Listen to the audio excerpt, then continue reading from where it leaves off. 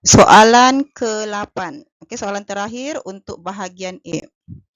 Okey, Rajak 6 menunjukkan satu eksperimen untuk menentukan haba penyesaran kuprum daripada larutan garamnya oleh zinc. Kenaikan suhu direkod sebanyak 10 darjah Celsius. Okey, jadi kita nampak di sini gambar rajahnya, kita ada cawan polistirena, ada termometer, ada larutan kuprum 2 nitrat dan serbuk zinc. Jadi macam biasa, perkara pertama kita akan tulis persamaan kimia. Okey, tidak diminta pun tulis sahaja. Okey, jadi bahan yang pertama adalah kuprum 2 nitrat. Okey, bahan yang kedua adalah zinc. Jadi bila zinc bertindak balas dengan kuprum 2 nitrat, si zinc ini yang lebih elektropositif dia akan halau si Cu. Okey, dan dia akan membentuk zinc nitrat. Jadi si Cu tadi yang dihalau tinggallah sendiri jadi atom Cu. Itu persamaan kimianya. Kita pergi kepada soalan, nyatakan maksud haba penyesaran. Jadi kita tulis sahaja apa yang dihafal. Okay, tidak perlu sebut siapa logamnya, siapa larutannya. Jadi haba penyesaran ialah perubahan haba apabila 1 mol logam disesarkan daripada larutan garamnya oleh logam yang lebih elektropositif. Okey, kalau dia cakap di sini berdasarkan maklumat di atas, kamu kena tulis perubahan haba apabila 1 mol kuprum disesarkan daripada larutan kuprum 2 nitrat oleh logam zinc yang lebih elektropositif. Jadi itu kalau dia minta berdasarkan data. Tapi dari sini soalannya umum. Jadi kamu tulis sahaja yang kamu hafal. Okay, soalan kedua, mengapa cawan polistirena digunakan dalam eksperimen ini? Okay, di sini pelajar selalu membuat kesilapan. Okay, pelajar akan tulis untuk mengelakkan. Jadi mengelakkan itu salah. Okay, kamu kena tulis untuk mengurangkan kehilangan haba kepersekitaran. Okay, kita tidak dapat elakkan dia hilang. Kita cuma dapat mengurangkan. Jadi siapa tulis mengelakkan? Tiada markah di sini. Okey, seterusnya tulis persamaan ion. Tadi sudah kita tulis persamaan kimia. Dari persamaan kimia tadi kita bolehlah tulis persamaan ion. Okey, so cakap apa-apa tindak balas kimia, tulis persamaan kimia dahulu walaupun tidak diminta.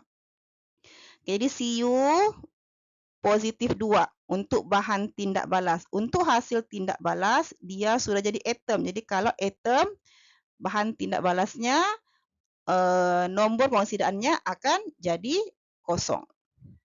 Okay, nitrat negatif 1 untuk bahan tindak balas, hasil tindak balas pun negatif 1.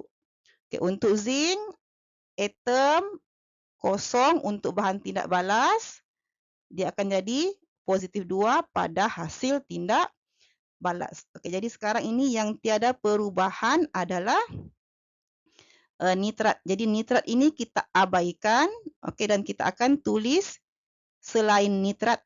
Okey, Cu2+ tambah dengan zinc menghasilkan Zn2+ dan kuprum.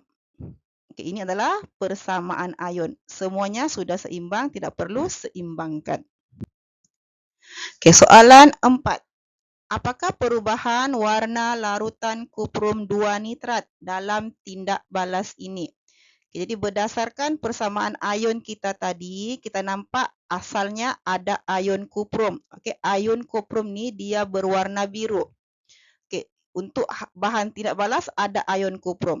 Okay, untuk hasil tindak balas, ion kuprum sudah tidak ada. Kita ada ion zinc. Ion zinc ini tiada warna.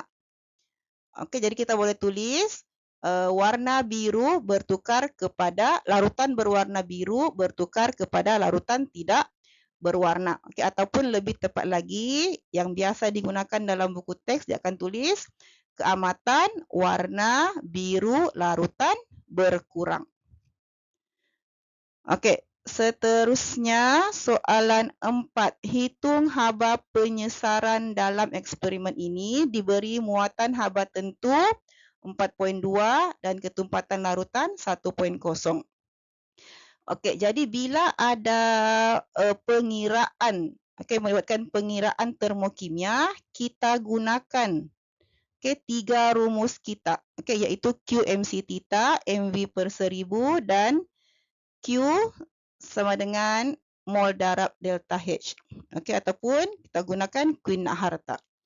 Jadi kita pergi kepada maklumat.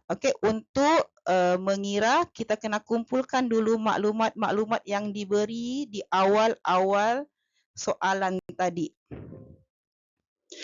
Jadi daripada data yang awal tadi, kita dapat maklumat, kita punya perubahan suhu adalah 10, volume kita 50 dan kemolaran kita 0.5.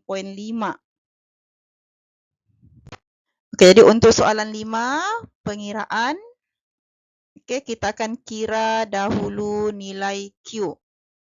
Rumusnya adalah MC theta. M adalah mass, tapi kita akan ambil maklumat yang ada unit sentimeter padu. Jadi kita punya M adalah 50. C yang dia sudah bagi di sini 4.2. Theta pun dia sudah bagi 10. Jadi Q sama dengan 50 darab 4.2 darab 10 dapatlah 2100 joule. Untuk yang awal ni tidak tulis unit pun tidak apa. Seterusnya yang kedua kita perlu kira mol. Kita ada maklumat M, kita ada maklumat V, masukkan ke dalam rumus, kita akan dapatlah molnya 0.025. Dan yang ketiga, kita ada maklumat Q dan kita ada maklumat mol. Maka kita boleh cari delta H iaitu haba penyesaran. 2100 bahagikan dengan 0.025. Kita akan dapat negatif 84,000 joule per mol. Jadi di sini perkara yang wajib tulis adalah simbol negatif menunjukkan tindak balas eksotermik. Kenapa kita tahu ada eksotermik? Sebab suhunya meningkat. Jadi bila suhu meningkat, eksotermik wajib ada simbol negatif. Dan satu lagi yang wajib adalah unit. Unit adalah joule per mol. Boleh juga tukarkan joule dalam unit kilojoule. Jadi kita akan dapat negatif 84 kilojoule per mol. Selesai untuk soalan 8A. Kita akan sambung untuk soalan 8B di next slide.